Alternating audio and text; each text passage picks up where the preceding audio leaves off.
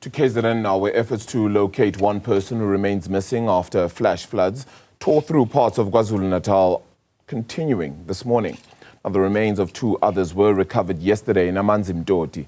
Their car was swept away by floodwaters while attempting to cross a low-lying bridge during heavy rain on Sunday. Silethiwe Ndlovu has more on this story and joins us now live. Silethiwe, has the search perhaps started, and have there been any developments overnight? Good morning. Good morning, Arabile. Well, the search teams are back on site. No developments, unfortunately, overnight. At this particular point, the death toll still sits at 3, with 2 of those people coming from the vehicle that was swept away during Sunday's heavy rainfall. And one of those people that died being an elderly woman that comes from the area of Margate, where you will remember there's much destruction that also occurred there due to Sunday's heavy rain. At this particular location, however, as you can see on my right, this is the area where the car is yet to be retrieved, and this is now after it plunged into the river that my colleague Ndlovu is about to show you. Now, yesterday in this area there was much activity that came from the search and rescue teams. Of course, they were looking for those 3 people that were swept away when the vehicle plunged into the river while it had 6 occupants inside. Now, 3 of those that were inside the vehicle fortunately were able to make it out alive. The other 3 unfortunately were not able to make it out. So the search that is still continuing today is for that last person that is yet to be found.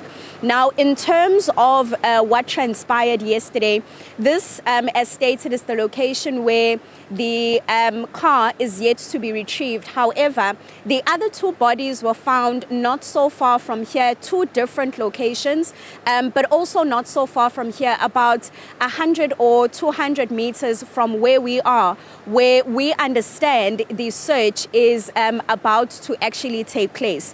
Now, we know that the search itself actually started on Sunday, and this is now just before midnight when those people were actually swept away by the car. A number of family members, a number of search and rescue teams arrived here to look for those individuals that went missing. But we know that unfortunately the search had to be called off due to the fact that it was getting quite dark.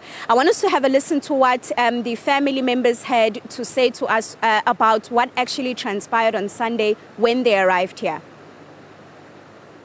Ukuthi ke busuku ayikho into ebikade etheni bizokwenzeka bekunetha kakhulu amanzi abephezulu kakhulu la ebridgeini akukho okutheni okwenzekile simile nje namaphoyisa sabuka khanyisa ngamathoshi angabona lutho kwaukuthi athi azobuya ekseni ngo6 wona kamaphoyisa afice dzina la futhi nawo ayifikele nje mhlambe bese ngabo past 8 kanje mefika amaphoyisa. I'm not sure kodwa nje ngo5 thina bese sila esiphuma la siphuma khona uhoro sendlini seke igodukayo.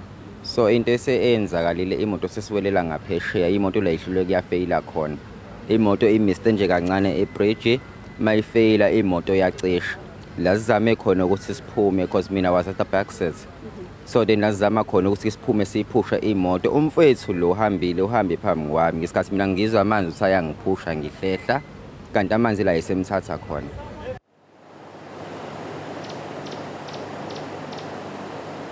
That last conversation there is from one of the people that were inside the vehicle just before it was swept away.